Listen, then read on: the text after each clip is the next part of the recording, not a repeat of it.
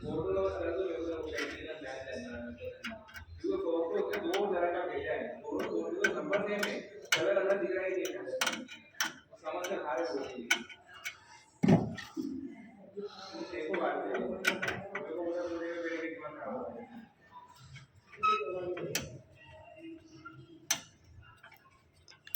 वो फोटो मेरे को भेजता है ऐसा दो अलग अलग मोबाइल से समझ नहीं आता फिर मेरा आईफोन पे भेज देता है ठीक है